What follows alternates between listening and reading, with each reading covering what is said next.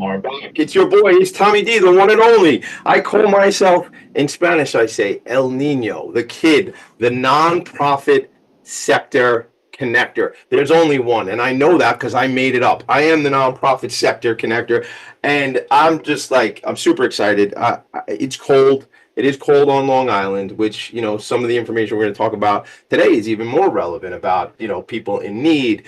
And what I'm doing 3 episodes this afternoon of hashtag ending the stigma, all about the importance of normalizing the conversation around mental health and serious mental illness and having these conversations and justifying for everybody that we all need support at different times in life. That's another program, it's another show, but it is certainly an important mission. This particular show is called Philanthropy in Focus. And I always say to you, I came up 2 flights from the kitchen where I get my coffee. Just now I scurried up because we were running out of time, and I ran down to get more coffee because, as you could tell, I'm very low today and I needed more caffeine, everybody. Just kidding. All right, so we're here, Helen Rice and Sharon Mesrour. And Sharon, I didn't ask you before to help me out with the pronunciation. We're text friends already, but I'm screwing up your last name. Come off mute, say hello to the world, say hello to everybody. Sharon and Helen from the Nest at NCC, my alma mater, Nassau Community College. Good morning. Good morning, Tommy. Thank you so much for inviting us to be here today. And I love the music in the beginning. That's a really cool theme song. So it's the song while we're waiting to start with the lyrics. Is that what you're talking about? Yes, that's the one. We're all connected. It comes from actually, I'm going to ask Jesse on the other side of the glass, as we say in the business. Symphony of Science. Jesse, quick on the draw. Symphony of Science, gang. Google it. It talks about we are all connected, and it really is thematically for this program, Philanthropy in Focus, but what we do here at talkradio.nyc, it's so right on because it's about connection and people and things like that, and how we're all connected to the universe. So thank you for calling that out, Helen. And Sharon, help me out the last name so I don't screw it up, please. But you did it perfectly. Mesrour. Mesrour. So then why are you correcting me? This is my don't start correcting me on my show. That's not how it works here. So Mesrour. This is only the beginning. We got an hour together. This is going to be the fun and shenanigans of Philanthropy in Focus. I don't know. And by the way, Tommy, that song is a great segue for the discussion of the Nest. Right. You could probably go downstairs and have more coffee. You guys seem to figure out this whole show and how it works. I love it. Wait till you hear when we come back from the first break, as Jesse tells me and tells all of us, the lyrics to my theme song for the show, which not everybody actually knows unless you've paid attention to the program in the past. So look, every week on this show, we talk to nonprofit executive leaders, as I like to say, to help them tell their story and amplify their message. And what it's all about for me is I get to meet with leaders of nonprofits. I get to help them tell those stories. It's not my story, gang. I have a whole different story, but it's their stories, and we get to play around together and learn. I got to make a quick shout out. This is a little bit bittersweet this morning, right? We all met through the Long Island Imagine Awards, right? A couple weeks ago, I came out and I interviewed you as part of the process for the Long Island Imagine Awards because the Nest at NCC was a semi-finalist in the Imagine Awards, and I get to do a write-up and everything like that, and we became friends, and I hope you're still my friends, even after you're not a finalist. Forever. I love that. Thank you. Do you know what Sharon said to me? I said, we were texting, and I said, I'm disappointed, with a upside down smiley face, a frown. Down. And she said, there's always next year. Now that is a leader. That's a fearless leader. I love that. That's so cool because, look, every organization that applies for the Imagine Awards, shout out to Long Island Imagine Awards, New York City Imagine Awards, Kellyanne Serini, Christina Leno, Ken Serini, the brain of the whole thing, who created the Imagine Awards, and shout out to all the committee members. We had a meeting this morning for the Long Island event to just roll out who the finalists are. I love that attitude, Helen and Sharon, because it's like, you know what? These are all incredibly impactful organizations with great stories, and not everybody can win every single year, so I think we're winners because we live in a world where those other agencies are working, and they're just so impressive. So I'm in love with all of them. I would have chosen all of them too. So it's so difficult, right? Helen, we got to meet you. that was a bonus. Right?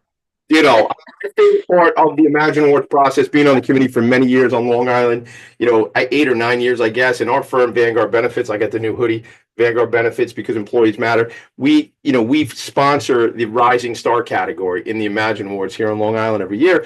And it's just, to me, the best part of that is that I get to go out and do these interviews. And this year, I got the opportunity to do 4 interviews for the Imagine Awards: Destination Accessible, the Nest at NCC, Long Island Music and Entertainment Hall of Fame, and CEED, which is CEED, which is an environmental organization out in Brookhaven here on Long Island. So those are all new friends of mine that I get to connect with as the nonprofit sector connector. So without any further ado, that was good. That was a good accent. Without any more of that stuff, let's move forward. And I actually have my notes, the write-up I did. I have some additional notes, but as you know from hanging out with me, from the bit we've hung out so far, it's all about storytelling for me. I want to hear, I actually, before we jump in, one more thing.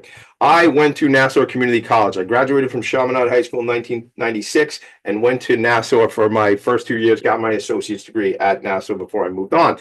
Funny thing that I used to joke about at Nassau back in 96, 97, 98, while I was there, Nassau Community College gang, part of the SUNY system, 2 community colleges downstate here. Well, on Long Island, you got Suffolk and you got Nassau. But the SUNY system is a great thing. That's a whole nother show, Tommy D. Focus.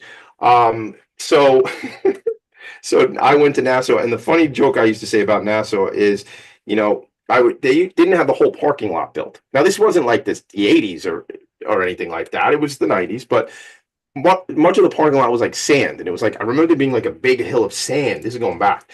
And there wasn't enough parking spaces, right? So you had to get there early for class, but there was only not enough parking spaces for like the first 2 weeks, because then folks would drop a lot of classes or stop showing up. So then there would be more parking spaces. That's not an indictment on the college. That's more of an indictment on people's commitment to showing up for class.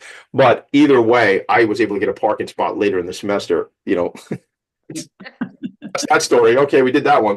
All right, let's get into it. Why Sharon, Helen? First of all, let's introduce ourselves. Helen, you go first because you're at the top of my screen that I'm looking at. Helen, and then we'll go to Sharon. So my name is Helen Rice, and I am I'm retired, so I'm an adjunct professor at Nassau Community College. I'd like to tell people when they say, how long did you teach there? I usually pause and say, probably about 100 years. Well, it feels like that, but in a good way. So, and I keep bouncing around between being the assistant and the associate director. So I think at this point I'm assistant, right? I'm the assistant director of the Nest. And it's just been a wonderful, wonderful experience. And Sharon and I love talking about it. And I have to just start with lots of praise for Sharon, because we wouldn't have the Nest if it weren't for Sharon. Truly, her son once said, oh, it's almost like that Dr. Seuss, Are You My Mother thing. I looked out my office door and I was like, I need someone to help me find something good to do in this world, to bring goodness into the world. And I looked across the hall and there was Sharon just about to start Food Pantry. I got the perfect introduction, Sharon. That's for you, Sharon. Well, Sharon. Helen is too sweet, but I think it tells more about her commitment, because as soon as she heard about the Nest, she jumped right on board. So she actually is amazing. So I'm Sharon Messer. I'm a full-time professor in the English department at Nassau Community College. Amazing school. We love it there. And Helen and I both years ago realized that there was a great need on the college campus. And we kind of joke around a little bit like that. We started the food pantry out of the trunks of our cars. Yeah. Because we were always seeing hungry kids, and we would carry around granola bars and little fruits and things like that we could give them. And then we realized we needed to make it a little bit more formal, a little more accessible to everybody. And so that's when we got started. We had the idea in 2013. We kind of started shopping it around campus to see if it had legs, to see if we could make this happen. And we got a lot of support from everybody across campus. And it took 2 full years, and shout out to all of our students, because the students are a big part of making the Nest work. And we sat down and we hammered out all the details, and we're a 501c3. We're a nonprofit, but we are on the campus of Nassau Community College, but we're an independent agency. And so that took about 2 years to get us up and running, and we opened our doors in September 2015. And it's just been, it's been a wild ride because it's truly a grassroots effort. You know, before we started this, I knew nothing about running a food pantry. I think nor did Helen. And so, but we learned a lot along the way. And I think, you know, Helen's always talking about being a leader, but if there's anything that I do right, as somebody who helps lead the nest, it's that I listen to people who are far more clever than I am and have amazing ideas and help us make this work. And so it's I have to make a correction here, Sharon. Sharon is the type of person literally who wakes up in the morning and says, I wonder who I could help today. How could I do some good? I'm not exaggerating. So Sharon, don't be modest. When we were trying to, as Sharon said, we shopped this for a couple of months on the campus, and for different reasons, we got different responses. The school has been wonderful to us, but we would leave and I would feel sad and a little filled up like, oh, this isn't going to work. And Sharon would be like, yes, it is. Now we'll just go talk to so it was her perseverance that really made the nest happen. Yeah. Right. I gotta say this. So first of all, I love the Love Fest. I'm all about it, especially as we're recording, gang. It is Valentine's Day. It's Valentine's Day, gang. So I don't always tell people what the date is on the show, but it is 2/14/2025. So it's Valentine's Day. A lot of love in the room, a lot of love in the attic. But I just want to say one thing, and Sharon's got this really cool red wall, red being my favorite color.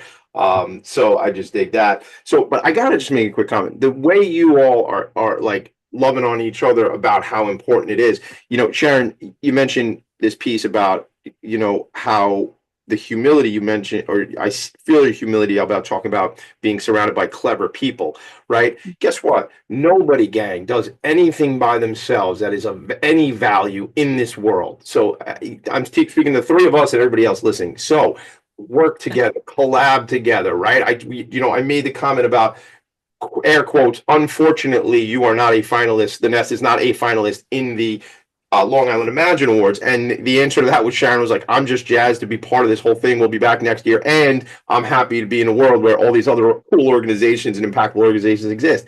So all of this is collaboration. All of this is connection. And I want to get into, though, when we'll take a break in a moment or two here, but I want to come back with, you talk about like starting this out of the trunks of your cars, and I know you mean that literally, but I want to know when we get back, like, what was the thing? I was there in 96, right? 96, 97, 98 at Nassau.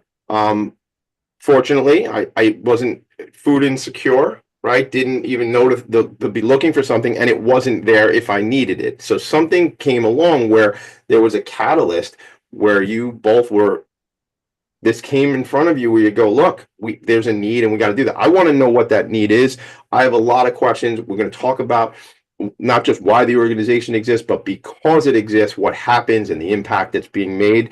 But so and I got a kick out of just Helen, as you're figuring out what your title is, and reminding me of The Office, the show The Office, where Dwight on The Office, if you don't know The Office, used to say he was the assistant manager. Right? This is the manager, right? Right, he was like, I guess Michael was like the general manager, and Dwight would say I'm the assistant general manager, but then Michael would correct him and say, no, you're the assistant to the general manager or something like that. So it was just funny. Listen, like titles, I could tell right here, especially with you both, don't mean anything, because I've been at the Nest and I've seen the work, and I will be back, and I'm going to do some volunteering, and we're going to do some cool stuff together. But I think, like, I was there and I meet the people who have the need, the people who are volunteers. Sometimes they're one and the same. There's people from who work on the campus who have different needs. There's people who attend and matriculate classes who have different needs. And like, it's community. And I'm looking at my write-up and something I wrote. This is a quote I totally stole from you two. The Nest has become a place for the disenfranchised to find connection and community. And I want to talk about that when we come back. So when we come back from break, the first thing I want to hit on is, why did you, or what was the need? What was this blaring or glaring thing that came out for you both? And then we'll get into all the stuff. And you can tell already, this is just the three of us chatting, just a bunch of people watching us do it. It's just how it goes. That's the show. Philanthropy and Focus, no big deal, just changing the world. We'll be right back. Are you a conscious co-creator? Are you on a quest to raise your vibration and your consciousness? I'm Sam Leibowitz, your conscious consultant, and on my show, The Conscious Consultant Hour, Awakening Humanity, we will touch upon all these topics and more. Listen live at our new time on Thursdays at 12 noon Eastern Time. That's The Conscious Consultant Hour, Awakening Humanity, Thursdays 12 noon on talkradio.nyc. Are you a high-achieving, growth-oriented leader? Are you interested in developing your authentic leadership while creating a healthy, inclusive workplace? Hi, I'm Dr. Mira Brancu, host of The Hard Skills on talkradio.nyc at 5 p.m. Eastern on Tuesdays, where we discuss how leaders develop the hard skills needed to make a greater impact. We interview experts, have live coaching, and tackle these challenges. Listen to The Hard Skills on Tuesday at 5 p.m. Eastern on talkradio.nyc. You're listening to Talk Radio NYC. Uplift, educate, empower.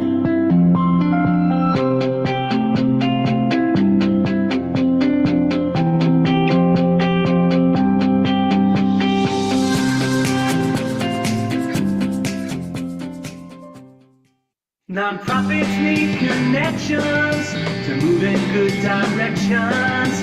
So cut through all the static. Join Tommy in his attic. I make the journey, the trek, all the way up to the attic, 2 flights above where I get my coffee, just below the roof, because that's where they put attics, and that's where I hail from, my attic. Tommy D, the nonprofit sector connector. The show is Philanthropy and Focus. My guests are Sharon and Helen from the Nest at NCC. That NCC stands for Nassau Community College. One of the gems, really, just first, I think a gem is the SUNY system, but not everybody wants to go to a 4-year school. There's so much opportunity at Nassau and Suffolk Community College to plug in. Some folks do go on. I moved on from there, and I eventually graduated from SUNY Old Westbury. SUNY again. So I've been having a lot of conversations about SUNY and things like that, and it probably makes sense to do a show on that. We'll talk about that another time.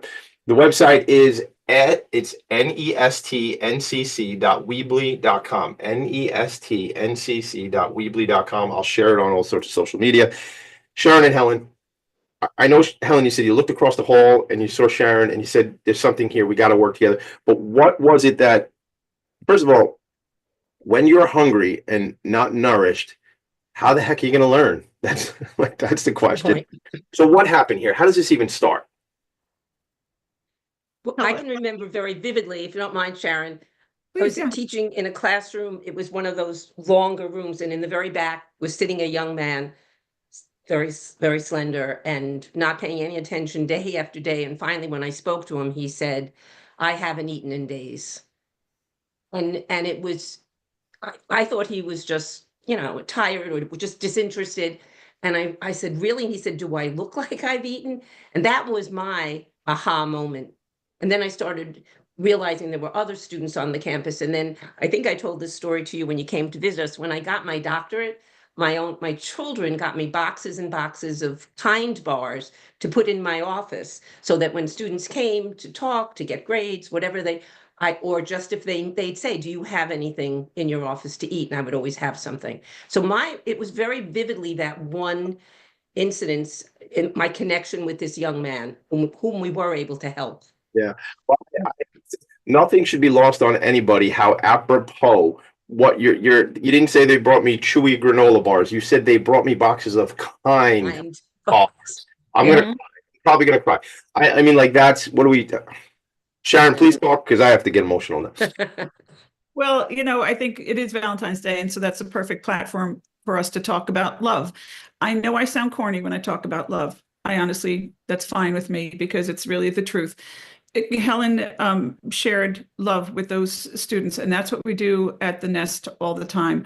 With her kindness in every sense of that. And I want to point out something too. So she had that student that said, "Well, do I look hungry?" A lot of times we can't say who looks hungry. We can't tell. You can't look at somebody and say, "Well, they've got nice shoes," or look at their phone, or how they're dressed. Or many people who are experiencing food insecurity, basic needs insecurity, go to great lengths to make sure that they're not expressing that outwardly. And so, we never make any judgments when somebody comes to the door of the nest, and, we don't ask for any kind of proof of income or anything. We just serve them. And that's how we think it should be. When you say, how did it start? I really think that it was just, I don't know, some kind of kismet that happened there, because it was an idea whose time had come. Anyway, I think, if Helen and I hadn't started, somebody else probably would have. So when we did start it, we started, as we were saying, we talked to people all across campus, and so many people said, oh yeah, I was kind of thinking the same thing. I do have a lot of students. Or yeah, I also keep granola bars in my file drawer for when students come to visit.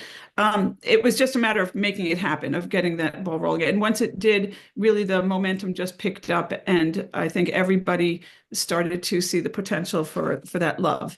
And it really is just all about that, seeing people as whole people. We call them, the folks that come to us, we call them our guests. They're not clients, they're not customers, they are our guests. And when you were talking before about Helen and her title, which is meaningless because she's really just, a goddess, but there's no hierarchy in the nest. When we're there, nobody, I always walk in and sometimes there's somebody new. I'll say, hey, I'm Sharon. They're like, oh, I'm Carlos. Okay, great. And then we work together. And nobody, of course, there needs to be some leadership just to make sure our mission is heading in the right direction and things are going well.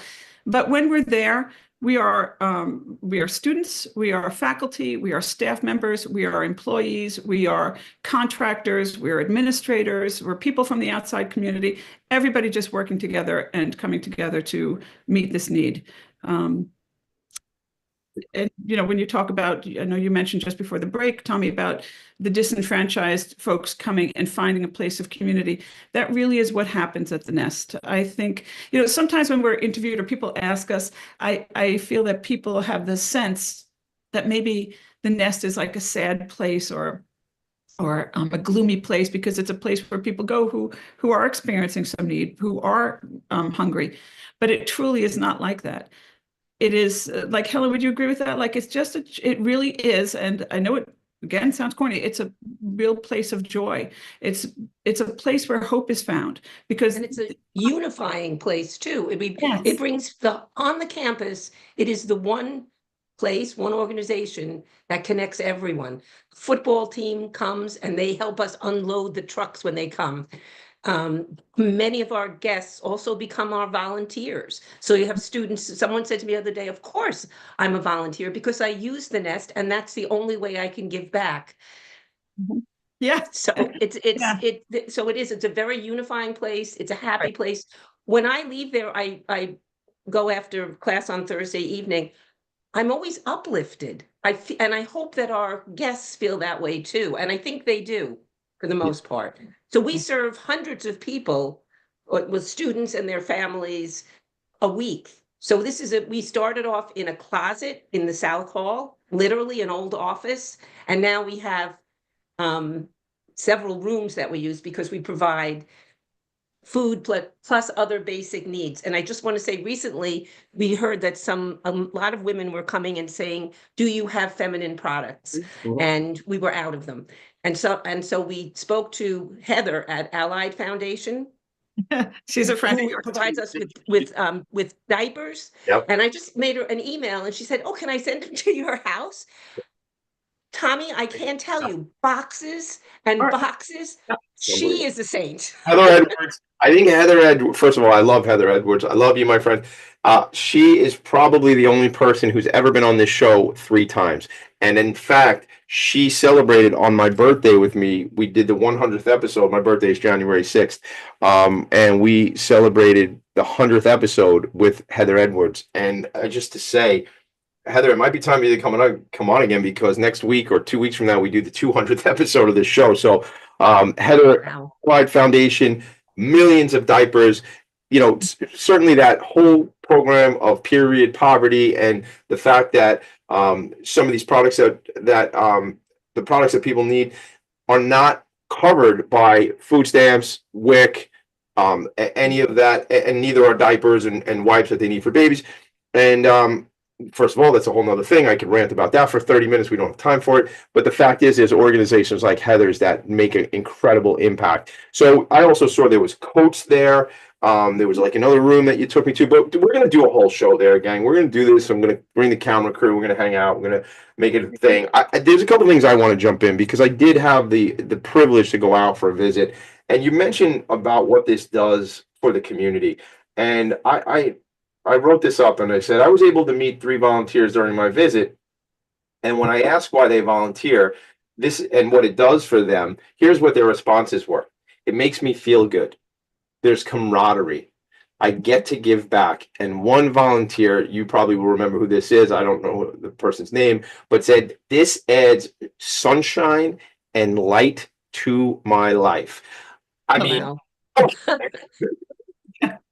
Wow. That makes me get filled up. We have so many volunteers that tell us that, they have very full lives and happy lives, but the time that they spend at the nest is the best time of their week. It's the time they look forward to the most, the hour or the hour and a half that they spend there. That's the highlight for them.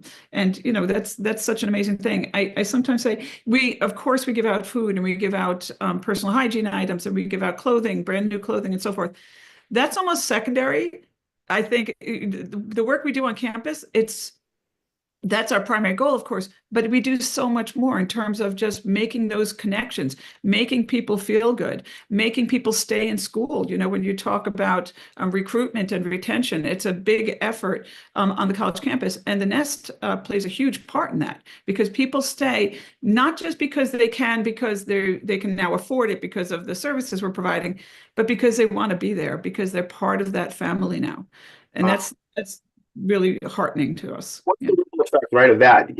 Helen, give me 1 second. So what's the ripple effect there where it's like, so here's a student who may not have stuck around, right? And didn't, meaning they leave the school, meaning they don't get their associate's degree from NASA, right? And whatever path that goes down versus they feel they're part of the community, they stay in school, they stay plugged in, now they get the 2-year degree, right? And then they can go to in business, whatever, go get a job, or they can go to a 4-year school.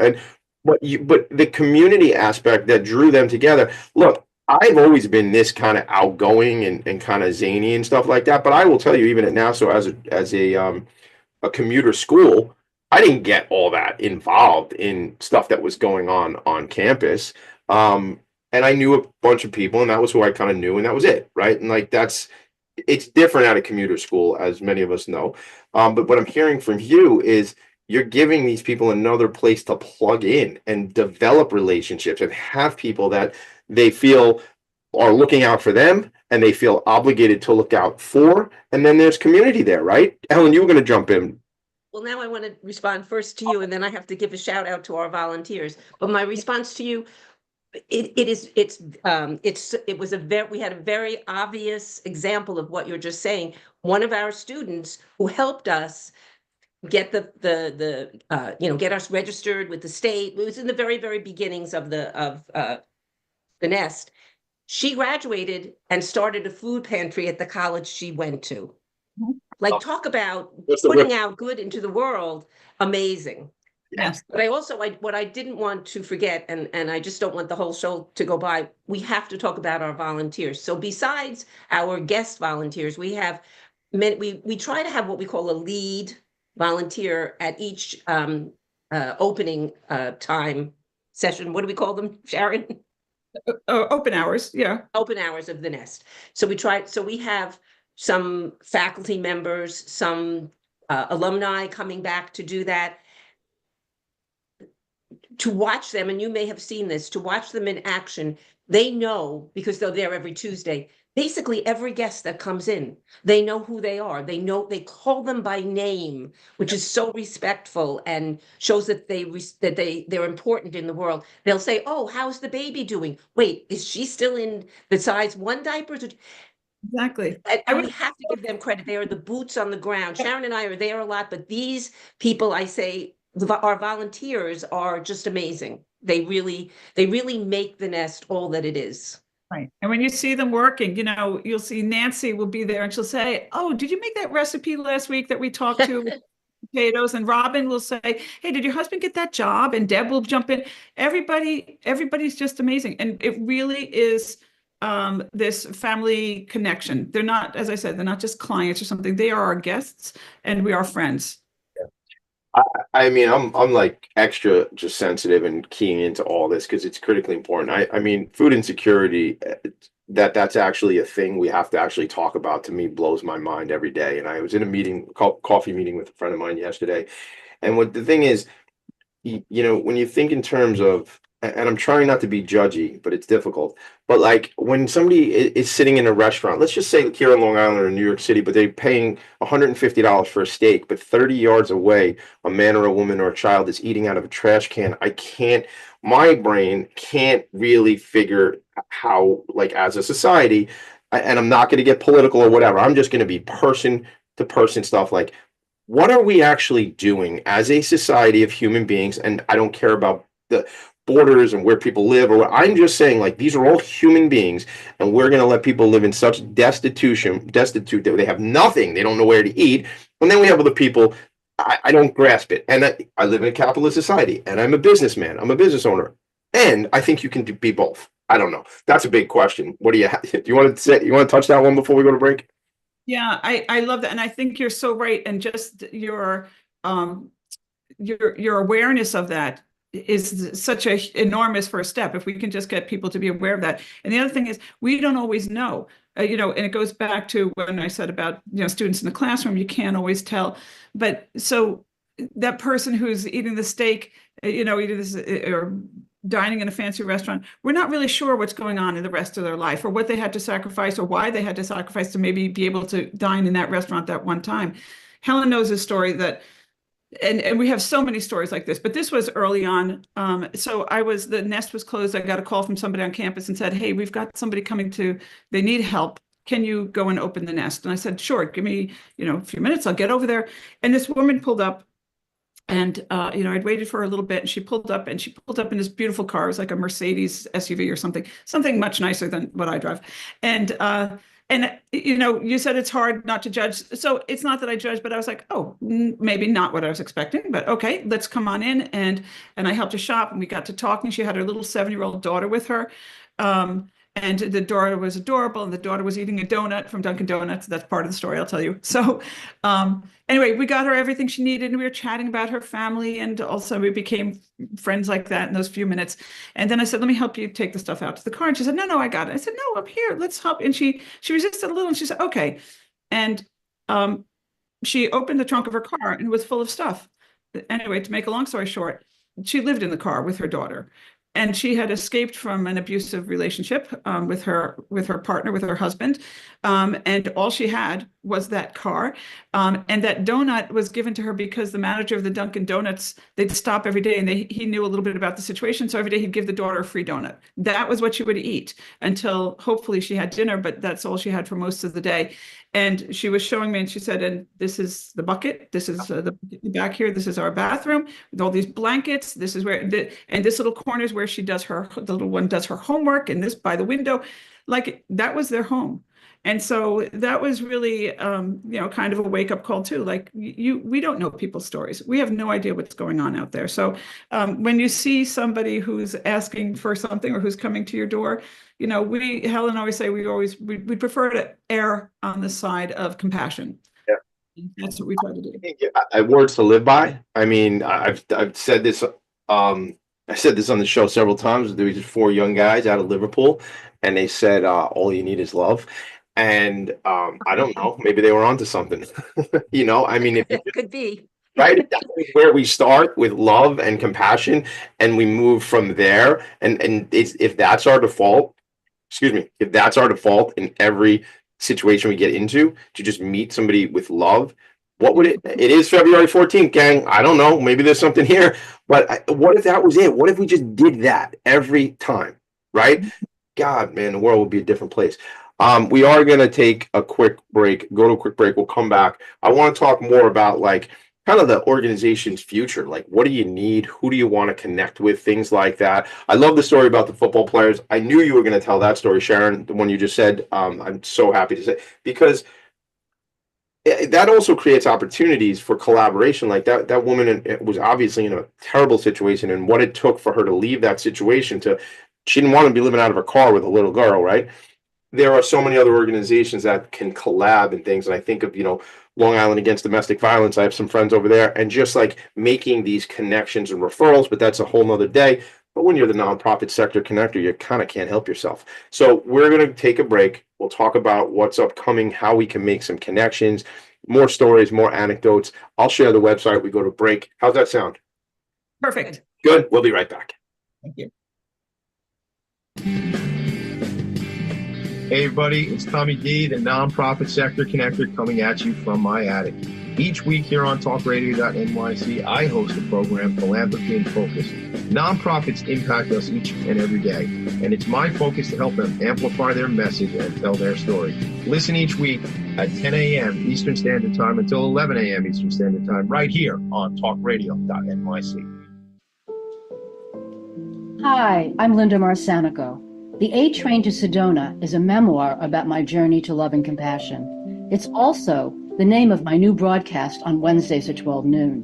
When we are spiritual, we embrace possibilities and ideas, which strengthen our mind, body, spirit, health, and wisdom. On the A Train to Sedona broadcast, I plan to interview guests who embrace these expansive practices. Join us on Wednesdays at 12 noon on Talk Radio New York City. You're listening to Talk Radio NYC at www.talkradio.nyc. Now broadcasting 24 hours a day.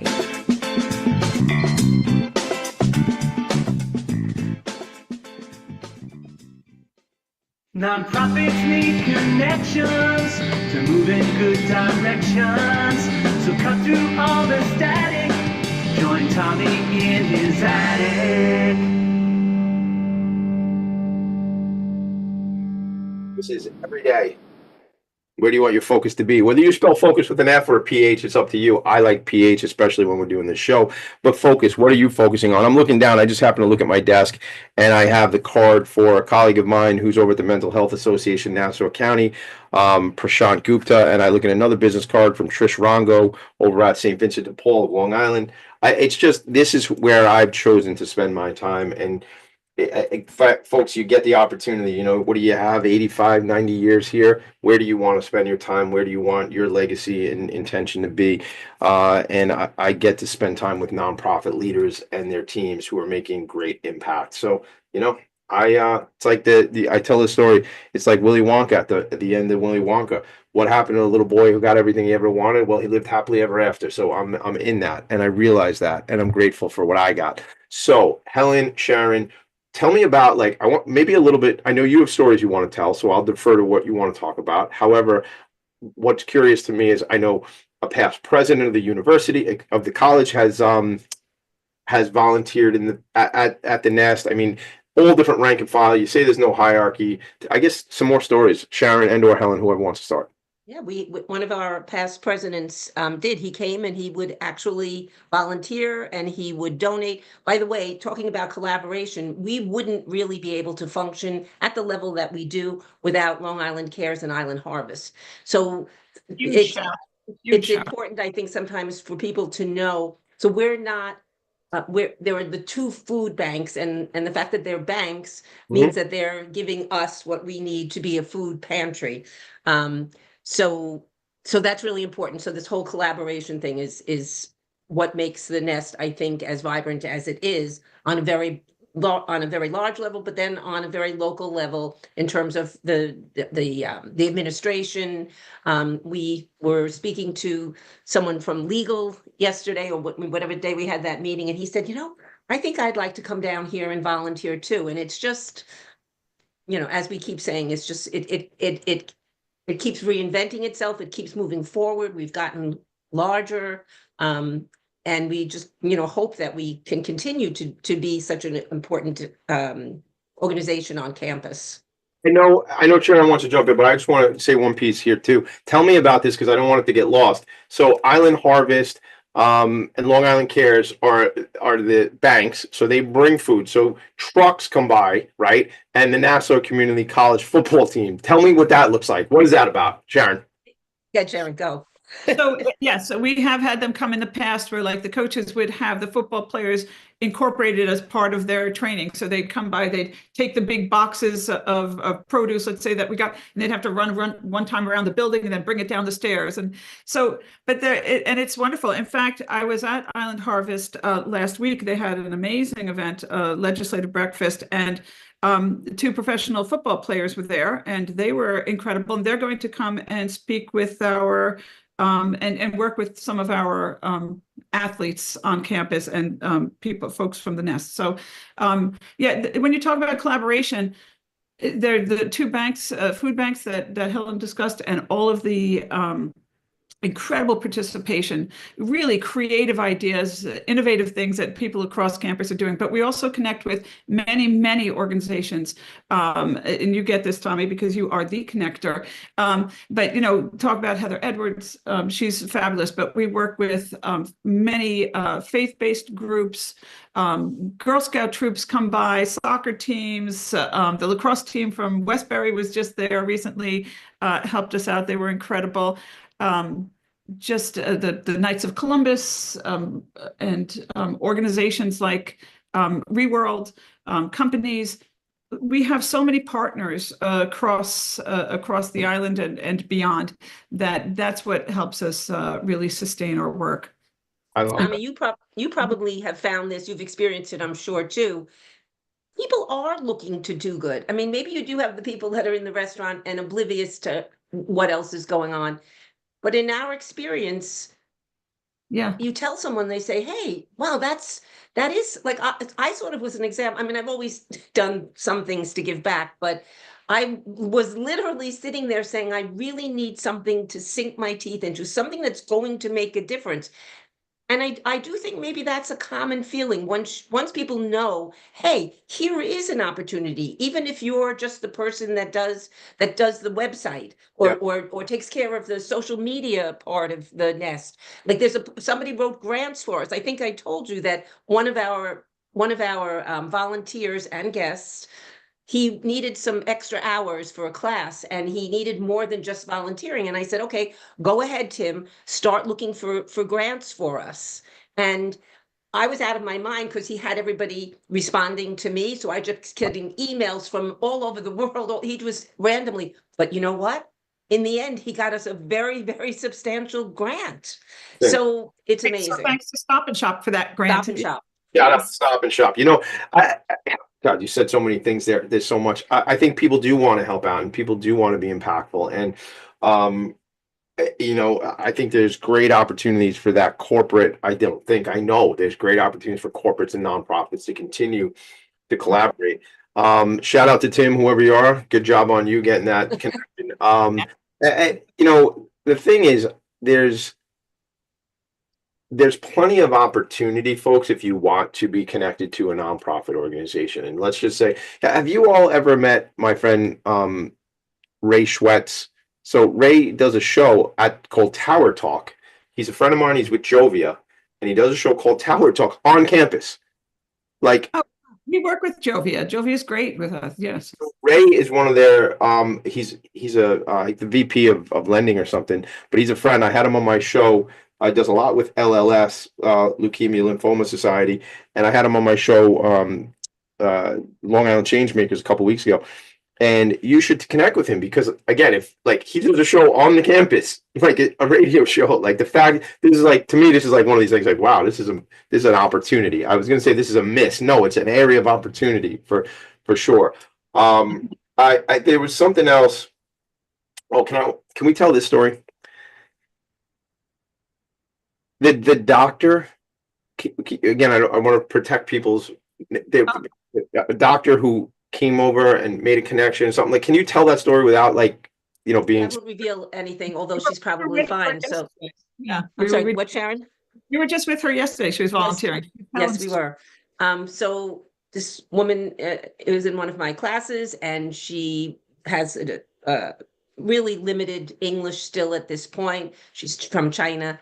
And she said to me at the end of class, you know, I was a doctor in China and now I've come over here and I can't pass the tests to become a doctor here. she said, my son calls me a doctor with no place to work. And anyway, so one day, and she followed me down to the nest after class, and she just started working. And the beauty of it is that we have Leah, who is this wonderful lead, who is Chinese, a young Chinese woman, and they bonded. Yeah. And she helped her sign up to be a volunteer, because in order to be a volunteer, you have to take an orientation, fill out some papers. She helped her with everything. She's amazing. And it gives her, she said, now I do have meaning in this is what my goal in life was, to help people. And I got pushed back, but now this allows me to do it. So it's just such a wonderful story. Thanks for bringing your students, for bringing your students down there. And when we talk about, I'm sorry, Tommy, I didn't interrupt you, but when you're talking about what the community college means to you, and it is such an incredible resource for so many people in the community, but we make these connections like Helen just talked about. Literally yesterday, one of my students, a former student from another semester, came and found me, tracked me down where I was teaching over in North Hall, where the nest is. I was in a classroom though, and she brought me this gift. It's actually just in front of me over there. This beautiful gift that she made herself. And she said, because I love you, and I love the way you showed us what the nest is, and you showed us what it means to be kind, and I know Helen can say the same thing.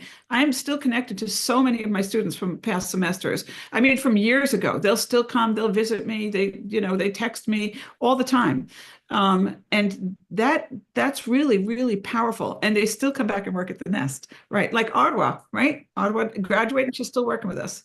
Might have come back and visited you because you're a great prof and they wanted that. However, and again, not even to be silly about it, but why you and I think they're coming back is because of this connection to the nest, it sounds like, yeah?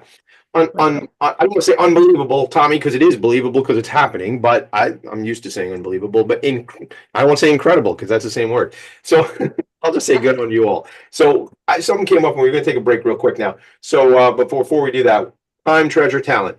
Time, treasure, talent. You talked about Tim. There's another T, alliteration. But you talk about Tim and the grants. You talk about maybe somebody working on the website. Gang, whatever you're good at. It doesn't mean if you are not physically able of running around the building carrying produce, which I'm not. I mean, it depends. If it's like a small bag of carrots, I could hold it like a running back. I could run around. That's your job. I'm not carrying a box of You're carrots. gonna get to work with us, yeah. I will work with you, but let's put everything in perspective. But it's time, treasure, talent. Those are the three things in our sector. Let's take a quick break. We bring it home. What's upcoming? Who do you want to know? How can we help? How's that sound? Sounds great. Perfect. One more quick shout out to one of our businesses that work with us is Mike Rogers from Allstate Foundation, and incredible. He's given us so much, and he promotes what we do, and we're so grateful to him. There's no way we could mention everybody that we're grateful to him. Love to meet you. I'm Tommy D. Tommy D at Philanthropy and Phocus.com, Phocus.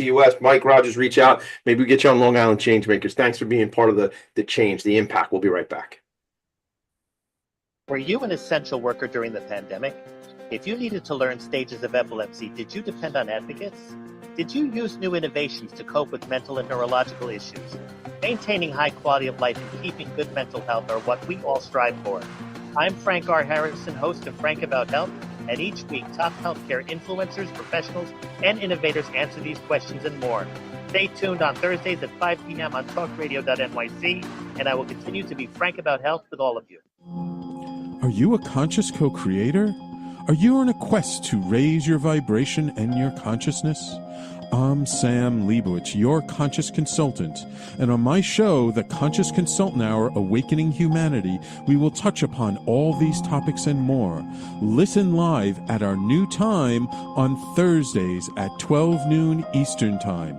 That's The Conscious Consultant Hour, Awakening Humanity, Thursdays 12 noon on talkradio.nyc.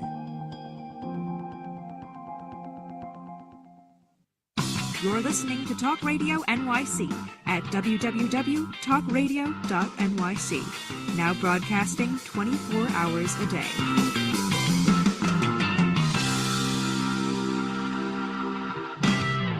Nonprofits need connections to move in good directions.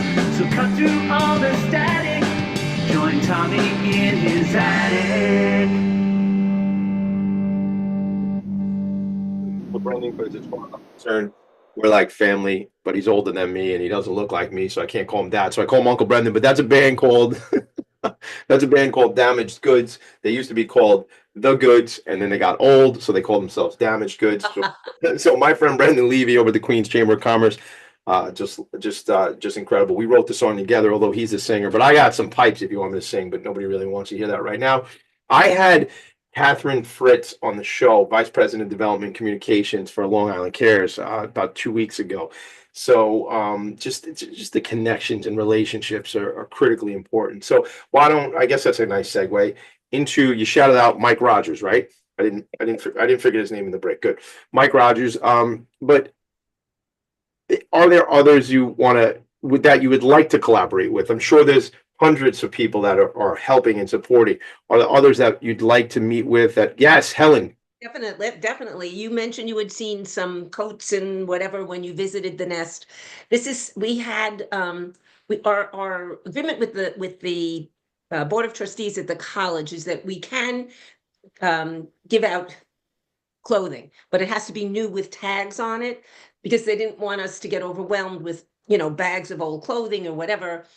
So we were doing that for a while, and then it became a matter of space and our connection was from Walmart, and they moved from where their factory was in Jersey to California. So we are looking for a new collaboration with a source of new clothing. Awesome. Yeah. Do you do a lot with veterans? Do you see it? You tend to see veterans? Yes. We do have veterans, yeah, for sure. And we've worked with the veterans organization on campus. One of the women we just made a video recently, and she's on there. She lives in there's veteran housing right near campus too. So she's one of those folks. Yeah. I don't see that specifically because I'm going to make a shout out, and I'll share the website while we're talking.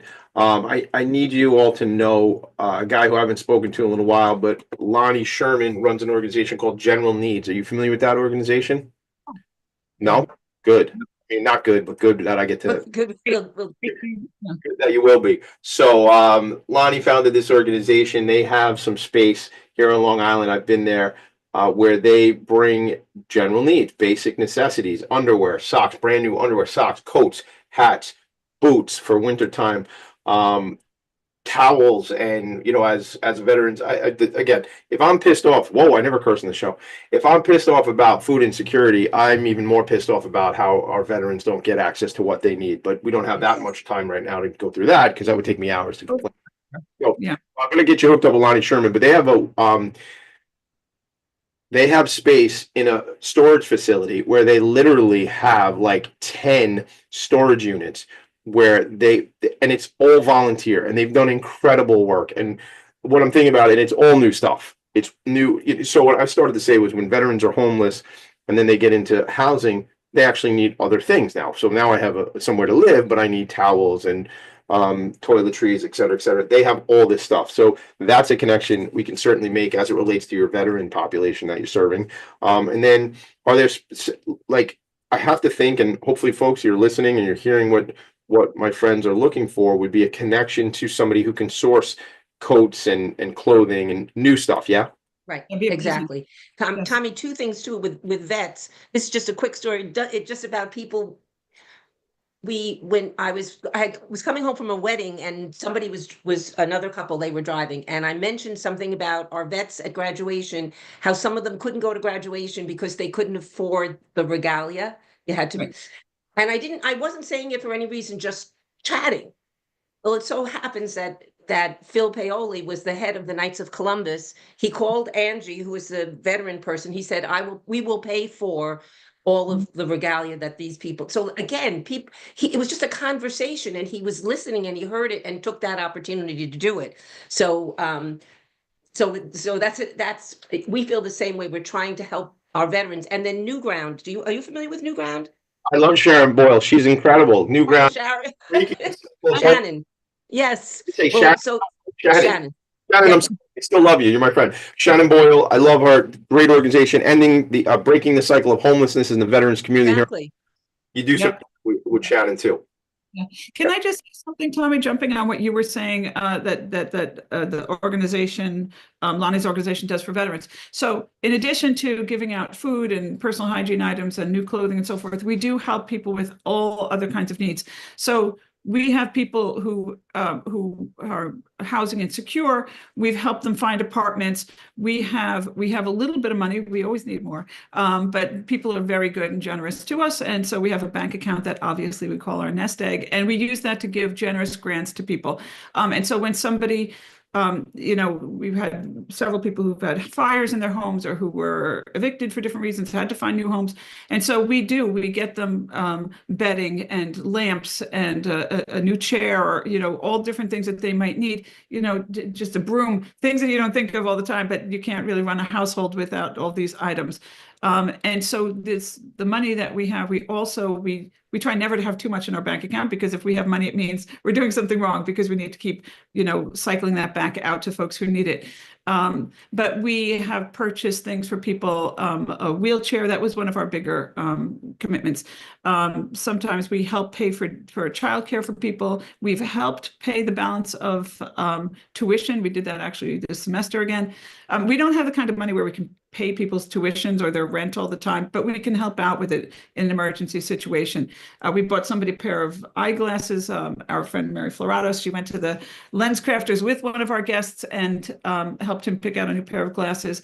And anything from textbooks to a stroller to a microwave oven to jackets for the younger brothers and sisters, anything that people need, they or their family members need, we try to help them out with that. So I'm really glad to hear about Lonnie Sherman.